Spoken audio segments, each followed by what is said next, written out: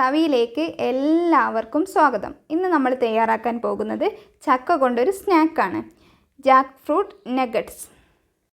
നമുക്കിത് തയ്യാറാക്കാനായിട്ട് ആദ്യം വേണ്ടത് വേവിച്ചെടുത്തിട്ടുള്ള ചക്കയാണ്. ഇത് ഉപ്പിട്ട് വേവിച്ചെടുത്തിട്ടുള്ള ചക്കയാണ്, പച്ച ചക്കയാണ് ഉപയോഗിച്ചിട്ടുള്ളത്. ഇതൊരു ബൗളിലേക്ക് ഇട്ട് കൊടുക്കുക. എന്നിട്ട് നന്നായിട്ട് കുഴച്ചെടുക്കുക.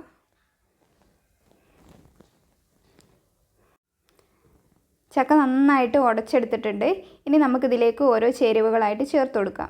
1 ടീസ്പൂൺ ചില്ലി ഫ്ലേക്സ്, അതായത് നമ്മൾ ചുവന്ന മുളക് പൊടിച്ചിട്ടുള്ളതാണ്. 1 ടീസ്പൂൺ കുരുമുളക് പൊടി. ഇത് നമ്മൾ കുട്ടികൾക്കാണെങ്കിൽ ഇതിൽ കുറച്ച് ഉപയോഗിക്കണം. 1 തണ്ട് കറിവേപ്പില അരിഞ്ഞത്, കുറച്ച് മല്ലിയില, ഇവയെല്ലാം ചേർത്ത് നന്നായിട്ട് മിക്സ് ചെയ്ത് കൊടുക്കുക. ഉപ്പ് ഇടാതെ വേവിച്ചിട്ടുള്ള ചക്കയാണെങ്കിൽ ഉപ്പ് ഇപ്പോൾ ചേർത്ത് കൊടുക്കണം. ഞാനിപ്പോൾ നേരത്തെ ചേർത്ത് കൊടുത്തുകൊണ്ടാണ് ഇപ്പോൾ ചേർത്ത് കൊടുക്കാത്തത്. അപ്പോൾ നന്നായിട്ട് മിക്സ് ചെയ്യുക. കുട്ടികൾക്ക് കൊടുക്കാനാണെങ്കിൽ എരിവിൻ്റെ കാര്യത്തിൽ നന്നായിട്ട് ശ്രദ്ധിക്കുക.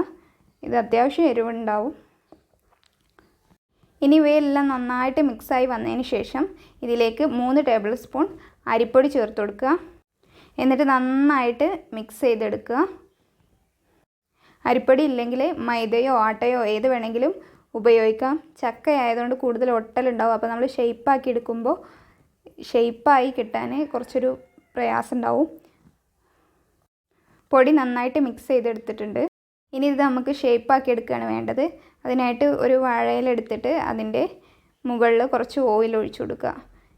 എന്നിട്ട് അതിലേക്ക് കുറച്ച് മാവെടുത്തതിന് ശേഷം നമുക്ക് ആവശ്യമുള്ള ഷേപ്പിൽ ആക്കിയെടുക്കാം. ഞാനിപ്പോൾ ഇവിടെ ട്രയാങ്കിൾ ഷേപ്പാണ് ചെയ്യുന്നത്. നിങ്ങൾക്ക് ഏത് ഷേപ്പ് വേണമെങ്കിലും തയ്യാറാക്കിയെടുക്കാം. ബാക്കിയുള്ളതും കൂടി ഇതുപോലെ ട്രയാങ്കിൾ ഷേപ്പിലാക്കി എടുക്കുക. നിങ്ങൾക്കിഷ്ടമുള്ള ഷേപ്പിൽ നിങ്ങൾക്ക് തയ്യാറാക്കി എടുക്കാവുന്നതാണ്. അപ്പോൾ നമ്മളിവിടെ എല്ലാതും റെഡിയാക്കി എടുത്തിട്ടുണ്ട്. ഇനി നമ്മൾ കട്ട്ലറ്റൊക്കെ പൊരിച്ചെടുക്കുന്ന മാതിരി തന്നെയാണ് ഇതും പൊരിച്ചെടുക്കുന്നത്. അതിനായിട്ട് നമ്മൾ ബ്രെഡ് ക്രംസിന് പകരം ഇവിടെ സേമിയാണ് യൂസ് ചെയ്യുന്നത്. അപ്പോൾ ഈ സേമിയ നന്നായിട്ടൊന്ന് പൊടിച്ചെടുക്കുക. നമ്മൾ സേമിയ യൂസ് ചെയ്യുമ്പോൾ വറുത്തിട്ടുള്ള സേമിയ വാങ്ങാൻ കിട്ടുകയാണെങ്കിൽ അത് കുറച്ചും കൂടി ബെറ്റർ ആയിരിക്കും. ഇത് നന്നായിട്ട് ചെറുതാക്കി എടുക്കുക. കൈകൊണ്ടല്ലെങ്കിൽ ഇനി മിക്സിയിൽ ചെറുതാക്കി എടുത്താലും കുഴപ്പമില്ല. മാക്സിമം ചെറുതാവുന്നതിനനുസരിച്ച് നമ്മുടെ സ്നാക്കിന് ടേസ്റ്റ് കൂടും. ഞാനിപ്പോൾ ഇവിടുന്ന് കഴുകണ്ട് ജസ്റ്റ് ഒന്ന് പൊടിച്ചെടുത്തിട്ടുള്ളൂ. മിക്സിയിൽ ജസ്റ്റ് ഒന്ന് കറക്കി എടുത്താലും മതി. ഇനി നമ്മൾ ഷേപ്പ് ചെയ്തെടുത്തിട്ടുള്ള മാവ് ഡിപ്പ് ചെയ്യാനായിട്ട് ഒരു സിറപ്പ് തയ്യാറാക്കാം. അതിനായിട്ടൊരു 3 ടീസ്പൂണ് മൈദ എടുക്കുക. അതിലേക്ക് ഒരു 1/4 ടീസ്പൂണ് കുരുമുളക് പൊടി ചേർത്ത് കൊടുക്കുക. ആവശ്യത്തിന് ഉപ്പും കൂടി ചേർത്ത് കൊടുത്ത് വെള്ളമൊഴിച്ച് നന്നായിട്ട് മിക്സ് ചെയ്ത് കൊടുക്കുക. ഓരോരുത്തരുടെ എരിവിനനുസരിച്ചാണ് നമ്മൾ നേരത്തെ ആണെങ്കിലും ഇപ്പോഴാണെങ്കിലും കുരുമുളക് പൊടിയും വറ്റൽമുളകും ഒക്കെ ചേർത്ത് കൊടുക്കേണ്ടത്. നിങ്ങളുടെ എരിവിൻ്റെ ഇഷ്ടത്തിനനുസരിച്ച് ചേർത്ത് കൊടുക്കുക. കുട്ടികൾക്കാണെങ്കിൽ ഈ പറഞ്ഞ അളവിൻ്റെ പകുതി എന്തായാലും ചേർത്ത് കൊടുത്താൽ മതി. 1/2 കപ്പ് വെള്ളം ചേർത്ത് കൊടുത്താൽ മതിയാവും. അപ്പോൾ നമ്മൾ സിറപ്പ് റെഡി ആയിട്ടുണ്ട്. ഇനി നമുക്ക് ഷേപ്പ് ചെയ്ത് വെച്ചിട്ടുള്ള മാവ് സിറപ്പിൽ മുക്കിയതിന് ശേഷം സേമിയയിലേക്ക് ഇട്ട് കൊടുക്കുക.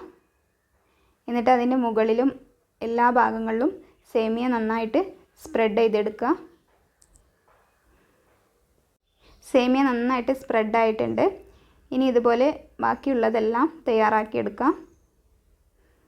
സേമിയയ്ക്ക് പകരം ഓട്സോ ബ്രെഡ് ക്രംസോ യൂസ് ചെയ്യാവുന്നതാണ്. ബ്രെഡ് ക്രംസ് യൂസ് ചെയ്യുമ്പോൾ സിറപ്പ് ഒന്നുകൂടി ലൂസായിട്ടിരിക്കാൻ ശ്രദ്ധിക്കുക.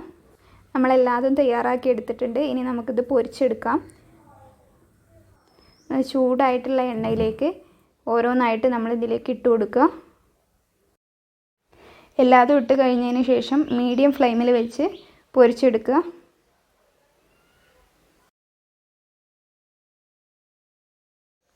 ഒരു സൈഡ് ബ്രൗൺ കളറായി വരുമ്പോൾ മറിച്ചിട്ട് കൊടുക്കുക. എല്ലാതും നന്നായിട്ട് പൊരിഞ്ഞ് വന്നിട്ടുണ്ട്. ഇനി നമുക്ക് ഓരോന്നായിട്ട് കോരിയെടുക്കാം.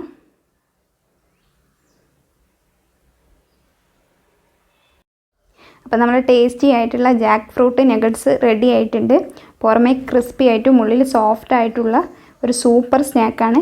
എല്ലാവരും വീട്ടിൽ ട്രൈ ചെയ്ത് നോക്കുക. നിങ്ങളുടെ അഭിപ്രായങ്ങൾ ഞങ്ങളെ അറിയിക്കുക. മറ്റൊരു നല്ല റെസിപ്പിയുമായിട്ട് നമുക്ക് വീണ്ടും കാണാം.